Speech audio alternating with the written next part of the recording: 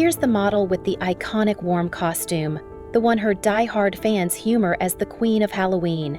She wasn't supposed to make it, especially not in an industry that liked its models quiet, serious, and stick-thin. Heidi Klum was none of that. She had curves, a smile that refused to dim, and a kind of spark that didn't fit the mold. She was just a cheerful teen from a small town in Germany who liked dancing and making people laugh. But what did she do to become one of the biggest names in fashion? And how many broken elevators did she have to fix to get there? This is the story of Heidi Klum turning every no into her own kind of yes, after building an empire from scratch, and proving that being joyful and completely yourself is more than enough. I knew I'd be interviewed. I brought my gorgeous son today. Oh my God, what's going on, man? I'm Danny. So nice to meet you.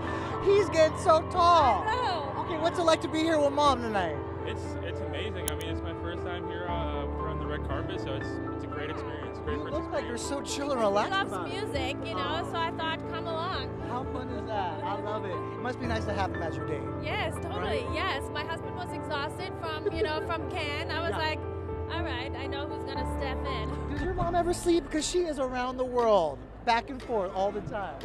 Did she get any rest? Or is she? Where does this enter? Heidi was born in a small town in Germany called Bergisch Gladbach. Back then, in 1973, Gladbach was the kind of place where people knew their neighbors and life was simple. Her dad worked in cosmetics and her mom was a hairdresser. They weren't rich, but they were steady, and they gave her a happy childhood. Heidi liked to laugh and dance. She had dreams, but they didn't seem too big at the time. At one point, she thought she might become a fashion designer and even started studying design in Düsseldorf, Germany. And yeah, I went to school. I was a happy kid. I was outside a lot. I had a lot of hobbies, painting, mostly dancing. So I did like all kind of dance that you can imagine, from belly dancing to hip hop to ballerina to foxtrot, jazz, you name it. I did most of it, tap. And yeah, I lived my life and entered this modeling competition that I found in a magazine, cut out the coupon, sent it in with a few holiday photos of myself. And it was a big, big contest that was on television, something that I do right now. Then one day, when she was just 18, she saw a flyer for a modeling contest. 30,000 girls entered, and without thinking too much about it, Heidi sent in her photo without expecting much. So she packed her things and left Germany for the United States, where didn't know anyone. She didn't even have a plan. But she had her energy, her smile, and that deep down feeling that maybe something big was waiting for her on the other side of the world. Didn't it happen quickly for you? Didn't it, I mean, when you came to the States, didn't Not things really. strike right away? No. I did a lot of catalogs in the beginning, and I went to so many castings after castings after castings, and tried and tried and tried. Right away, most kids at that age were still with their parents, and some still are. And I bought my first apartment from that money, so it was like, oh my gosh, this was fantastic. And went to Milan, to Paris, to London, kind of grazed Europe for a little bit. But at that time, I was too curvy, too happy to, not wave cool, heroin chic, how everyone was kind of looking at that time. And then I was like, okay, no one really wants me here. Then I went to America, and When Heidi arrived in America, she realized something very quickly. She didn't look like the models in the magazines. Most of them were thin, serious, and sharp-edged. Heidi was curvy. She had full cheeks, a bright smile, and a happy, friendly energy that never quite fit the fashion mold. Deutschmark, which is maybe half, like maybe $150,000, Oh, wow. maybe something like that in conversion now. So that was a lot of dough, especially, this was in 1992. So I bought my first apartment right away. Most kids at that age were still with their parents, and some still are. And I bought my first apartment from that money, so it was like, oh my gosh, this was fantastic. And went to Milan, to Paris, to London, kind of grazed Europe for a little bit. But at that time, I was too curvy, too happy to, not wave cool, heroin chic, how everyone was kind of looking. The people in charge didn't know what to do with her. Some said she was too commercial. Others said she smiled too much. Some even said she was too cheerful for high fashion. They told her she wouldn't walk the big runways in Paris or Milan with that kind of face and body. But Heidi didn't let it crush her. She kept showing up, took small jobs, catalog shoots, department store ads, anything she could find. She didn't pretend to be someone she wasn't. She leaned into who she was, fun and a little bit different. Great, I love doing the show with all those models that were, doing it. It was Claudia Schiffer, it was Naomi Campbell, Tyra, Letitia Costa, Karen Mulder. I mean, you name it, they all did it. And it was like I was the new kid on the block. So it was amazing to be surrounded by all these women that I wanted to be, And then you get a title and you get to be put in the New York Post, and then all of a sudden it kind of takes this wave. But not everyone saw her potential off the bat. I mean, people would try to squeeze me into boxes, and they said like, oh, you too commercial, you too happy, maybe we'll cut your hair really short, maybe you lose some weight to be thinner. And I was like, no, my hair is the way it is, and I think my body is fine, and I would just kind of go with what I believed in. Born in Germany in 1973, Heidi was surrounded by the beauty business. Her mom was a hairstylist. Her father worked for a cosmetics company. I grew up always with, beauty products, perfumes and makeup, eyeshadow. In 1998, Heidi Klum's face lit up the cover of Sports Illustrated's swimsuit issue, and everything changed. The magazine flew off shelves, with over 20 million copies sold. It was the kind of moment most models only dream of, the kind that takes someone from "who's that" to "everyone knows her." And the world finally took a second look at the girl they had once called too cheerful and too commercial. That same year, she was invited to become a Victoria's Secret angel, the first German woman ever to wear the wings. She didn't just walk the runway, she owned it. Heidi asked for the biggest, boldest wings, and when she stepped out wearing them, she made it look like the whole thing had been designed just for her. She smiled, winked, and twirled.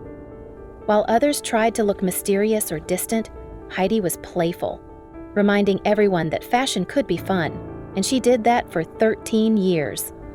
Always eat whatever I wanted. I never had to count calories or not eat certain candy or whatever, so I was just kind of lucky that I could just, I guess because I'm so hyper already as it is, maybe I needed all the fuel. Just burned it all. I guess, yeah. And for me, it was always fun. Afterwards now, so many people are telling stories about how the business was. I don't know, everyone is different and has a different experience. I always had a great experience. Yes, there are sleaze bags along the way, but I feel like for me, I always gave them the vibe, there's no sleazing here with me, so back the F up. Many still don't know what the young model had accomplished before her big magazine covers and before the world truly knew her name. In 1996, she quietly formed her own company, Heidi Klum GmbH. That move of owning her own name was smart. Some might say genius, because she knew early on that beauty fades, but business lasts. While her contemporaries were waiting for calls from brands, Heidi became the brand. She began creating everything from lingerie and shoes to fragrances, jewelry, and activewear. She didn't just lend her face, she shaped the vision. Her collection sold out on QVC in minutes. She partnered with New Balance for sporty fashion and Lidl for affordable style. Whether the customer was shopping at a luxury store or a grocery aisle, Heidi found a way to reach her. And before you know it, what started as a small dream blew up in people's faces. And by 2003, she made $8 million, and that was just the beginning, because that number would climb to $20 million in 2011. Yes, does that sound like a typical model's paycheck? He says the same thing. There's an energy. I feel like there's an energy that you can give to people, and I feel like they always got it from me, so I never really got too harassed by people. She they says the same try, thing. but I feel like they know Yeah. that you're not the kind of girl to mess with. Yeah, you give a little energy, like, don't fuck with me, I'm not the one. Well, I think those type of, I would just say men that are programmed that way are maybe weak themselves and programmed to go after things that they consider easy marks, right? And so if they think you're going to come back at them. They're already kind of weak in the first place. For me, I never really had any weird stories happen to me like that. I mean, She once said, "I'm not just a hanger for clothes." And she meant it. While others were going after magazine covers and tear rubber endorsements, she was chasing ownership. She understood that real power didn't come from just being seen. It came from building something no one else could take away. In 2004, Heidi Klum did something no one saw coming. She stepped into television, and not just as a guest or a judge, but as a leader. She became the host and executive producer of Project Runway, a show that wasn't about her, but about lifting others. It gave new designers a shot at success, and Heidi made sure they were seen, heard, and taken seriously. The show soon became a cultural moment, winning a Peabody Award and later an Emmy. And behind it all, Heidi stayed grounded and honest. But guess what?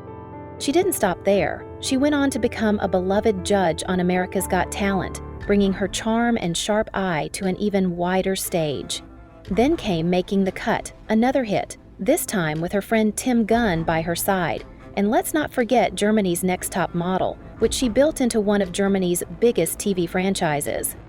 Some people fade when the spotlight moves. But Heidi built her own stage. She wasn't just walking runways anymore. She gave other people the chance to take their first step.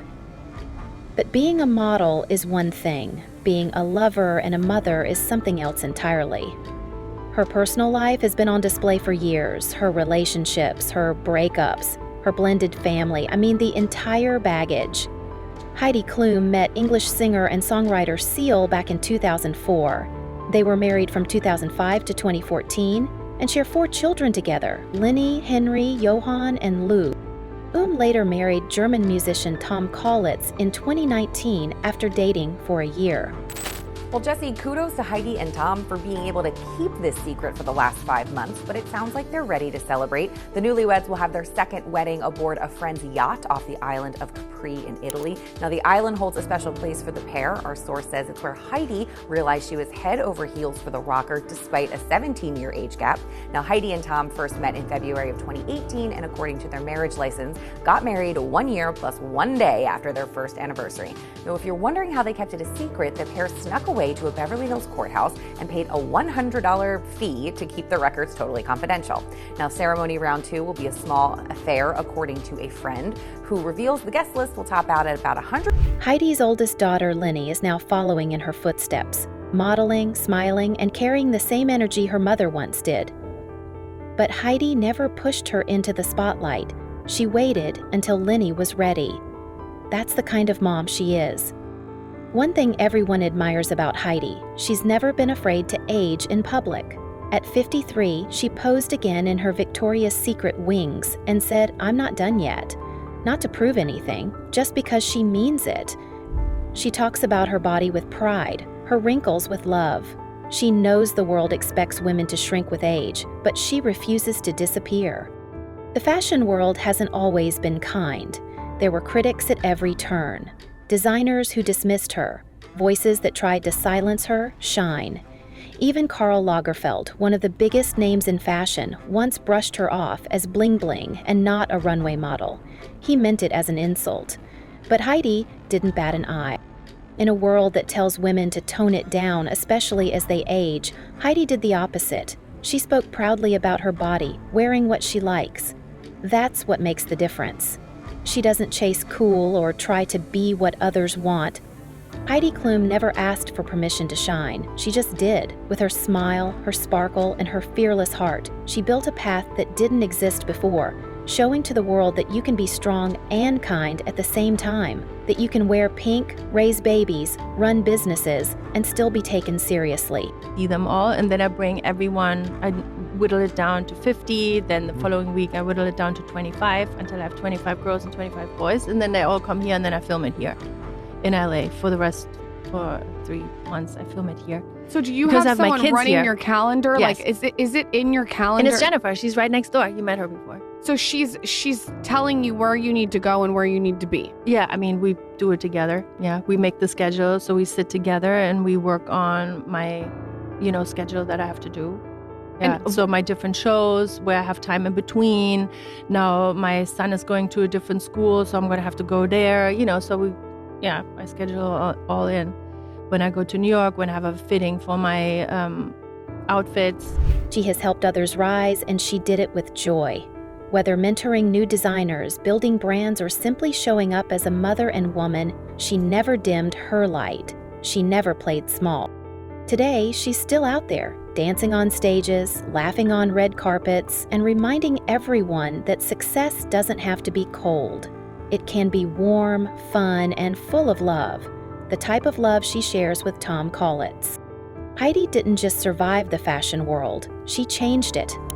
And maybe that's her true legacy, not the covers or the catwalks, but the way she made women believe that being themselves was always enough.